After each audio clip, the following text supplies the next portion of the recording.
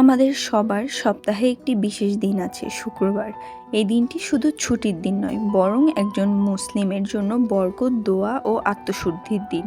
কিন্তু বাস্তবতা হলো, শুক্রবারও অনেকের কাছে অন্য দিনের মতোই ব্যস্ততায় কেটে যায়। একজন মুসলিম নারী, তিনি গৃহিণী হোক বা ছাত্রী, কিভাবে ইসলামিক মূল্যবোধ এবং আধুনিক জীবনের দায়িত্বের মধ্যে ভারসাম্য রেখে সুন্দর, শান্ত ও প্রোডাক্টিভ শুক্রবার কাটাতে পারো। তোমরা কি জানো, আমাদের সারা সপ্তাহের গুনাহ মাফের জন্য শুক্রবার একটি বরকতময় দিন। ফজরের পর দিনের সবচেয়ে বরকতময় শুরু। শুক্রবারের সকাল শুরু হোক ফজরের সালাত দিয়ে। নামাজের পর কয়েক মিনিট জিকির, দোয়া এবং কোরআন তেলাওয়াত করতে পারো।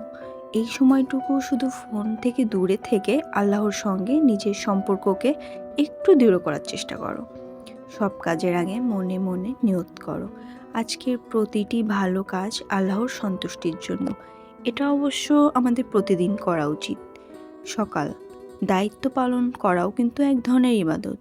যদি তুমি একজন গৃহিণী হও, পরিবারের জন্য নাস্তা তৈরি করো, ঘরটা একটু পরিষ্কার করে গুছিয়ে নাও।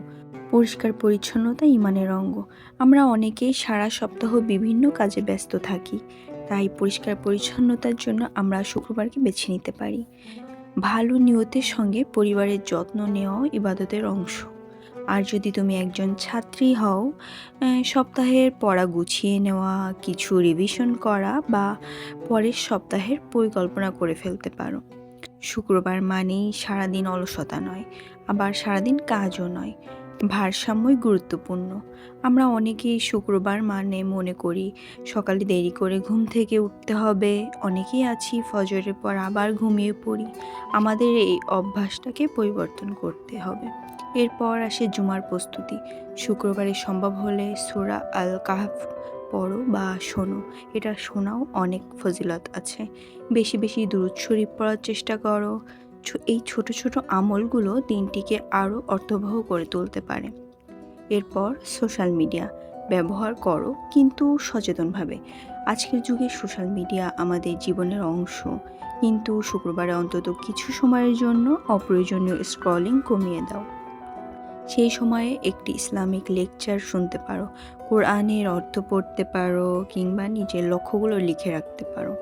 এরপর জুমার সময় যদি পরিবারের পুরুষ সদস্যরা জুমায় সালাতে যায়, এই সময় তুমি জিকির করতে পারো, দোয়া পড়তে পারো, কোরআন পড়তে পারো। তবে আমাদের দেশে কিন্তু এখন অনেক জায়গাতেই মেয়েদের জন্য জুমার ব্যবস্থা আছে মসজিদে। যদি সেই সুযোগ থাকে অবশ্যই মিস করবে না, তোমরা জুমার সালাত আদায় করতে যাবে। এরপর বিকেলবেলা নিজের জন্য একটু সময় রাখো। একজন মুসলিম নারী শুধু অন্যদেরই যত্ন নেবে না, নিজেরও যত্ন নেবে।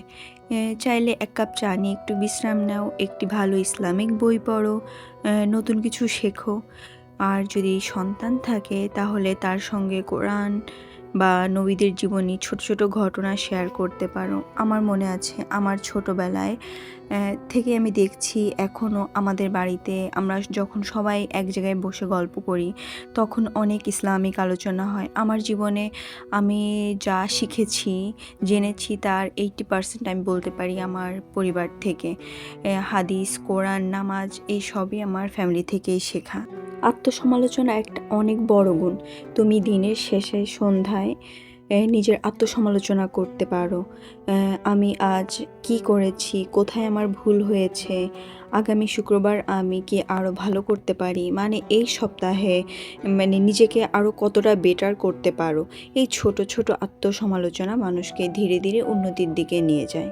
একজন মুসলিম নারীর প্রোডাক্টিভ দিন মানে শুধু অনেক কাজ শেষ করে ফেলেছো এটা নয়, বরং এমন একটি দিন যেখানে আল্লাহর হক, পরিবারের হক, নিজের হক এবং দায়িত্ব সব কিছুর মধ্যে ভারসাম্য থাকে। তুমি গৃহিণী হও, ছাত্রী হও বা কর্মজীবী, শুক্রবারকে এমনভাবে কাটানোর চেষ্টা করো যাতে সপ্তাহ শেষে শুধু ক্লান্তি নয়, অন্তরে প্রশান্তিও অনুভব করো।